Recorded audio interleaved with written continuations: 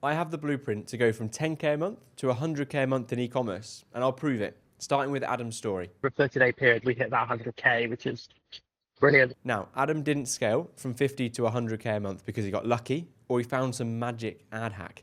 He did it because we fixed his infrastructure. And that's what this video is all about. The blueprint to go from 10K a month to 100K a month in e-commerce. So firstly, why should you listen to me? Well, I've done it. I've been there. I've been through that process and I've replicated it for others. So I built my ecom brand now to £1.5 million in revenue. And that was only because I went through this process that we're going to explain in this video today. 4-step process. And it goes audit, then automate, then growth operators, and then founder freedom. And it's a step-by-step process that any ecom brand can implement if they want to make sure that the operations in their business is no longer the bottleneck. So step 1 is to audit your business. So take a step back from the way your business runs, start to get intentional and be aware of the way that you are spending your time and how your business is running. So you need to realize that your business is a machine and that it runs independently of you. So get aware and start documenting how you spend your time. The only way you can ever outsource something is if you know the steps that you take in order to complete the task and if you understand how your business runs. It's surprising how many founders I speak to that don't understand the input to output equation that their business is. So they don't know what tasks they're actually doing or what is the actual task that makes the biggest difference to grow their business. They're just so stuck in the weeds day to day that they never take a step back to get intentional. So step 1, audit your business, look at what you're doing, and also start documenting the tasks that you're completing each day, and that will all become part of the machine. Then, once you have audited, we're going to automate with step 2. So that means bringing in AI automation, bringing in different tools, softwares that can do the tasks that you're doing day to day automatically. So you can spend your time in the most impactful way. So automation. Now, for example, chatbots can handle live chats if you're still doing that. Voice agents can handle phone calls. Klaviyo can handle emails for new customers or new prospects for potential customers. Shopify will handle fulfillment and you can put automation in place to make sure your fulfillment is handled without you. And just look at all of the tasks, but you can only do this if you did step 1 where you audited. Look at all the tasks that your business completes and then automate step by step each of those tasks in your business. Then step 3, hire growth operators. So automation will get us part of the way there, but things break, automations break. Customers have specific use cases that don't fit into a nice box. And that's when we have to have growth operators to handle the day-to-day running of the business and handle those different use cases that aren't picked up with automation. The way I do this is I have my own growth operators in my e-com stores. So I have virtual assistants from the Philippines who handle the day-to-day operations and they pick up the things that AI can't handle.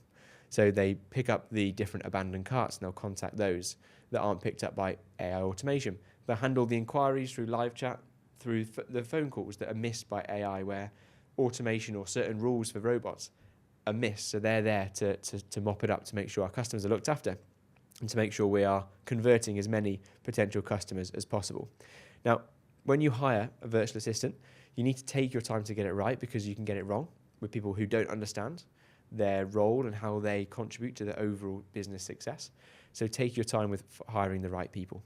I've seen some horror stories. I've heard some horror stories of people hiring the wrong people, and also not necessarily for the fault of their growth operator. It's the fault of the way that they were hired and the lack of processes they had to follow when they joined the business. So get it right. I've now hired VAs for multiple businesses, and I get it right so that those people, when they come on board, they've got the right people and they're following the right processes so the founder can take a step back and scale.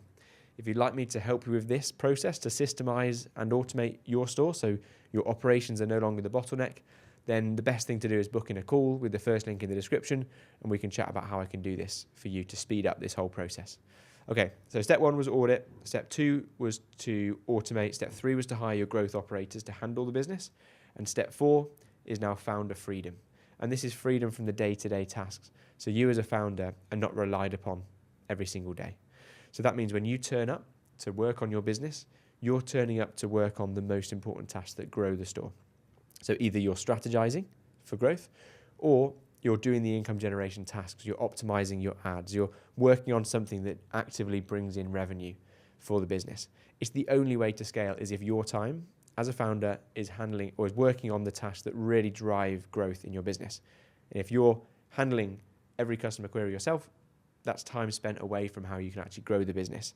So if you were to call McDonald's customer service for whatever reason, I don't know why you do that, but if you did that, you wouldn't expect to speak to the founder. And yet so many founders I know are still actively involved in the day-to-day running of their business. And it means they can't take a step back. And that loss of not just time, but also loss of headspace and focus really leads founders into trouble if they can't get out of the way. So those are the 4 steps: audit, automate, high growth operators, and then you've got founder freedom to focus on the most important tasks. That is the blueprint to e-commerce success. Now, don't get carried away with the things that are going to hold you back and the pitfalls, the traps that are going to be in your way. You're going to see people talking about acquisition, new customers all the time, thinking about that as the bottleneck. But once you've got your first 10, 20K a month, you can see that you've got demand and that clearly you can make sales. The thing that's going to stop you getting to those big 6-figure months and beyond is how much time you can spend operating and growing the business and how much capacity your business has. So that's why I spend my time now focusing on this as the constraint for most e-commerce businesses I see when they get to their first 10, 20, 30K months, is that it's not acquisition that's the problem, it's the infrastructure, and it's about taking their business seriously so it can get to the next level. So don't be a founder that's burnt out, pulling their hair out with stress and doing the same task every single day. Be the founder that's working on the most important tasks, that's enjoying their business when they get to work on it, and they're growing much quicker, faster, and larger because they're not focused on the day-to-day running of their tasks. So with that said, follow the 4-step process. If you want to speed this process up, then I'm here to help you, and it's what I do day-to-day is help founders to grow their capacity and scale quicker than ever without being the bottleneck in their business. So feel free to book in a call, and I'd love to chat through how I can help you in your business do the same process.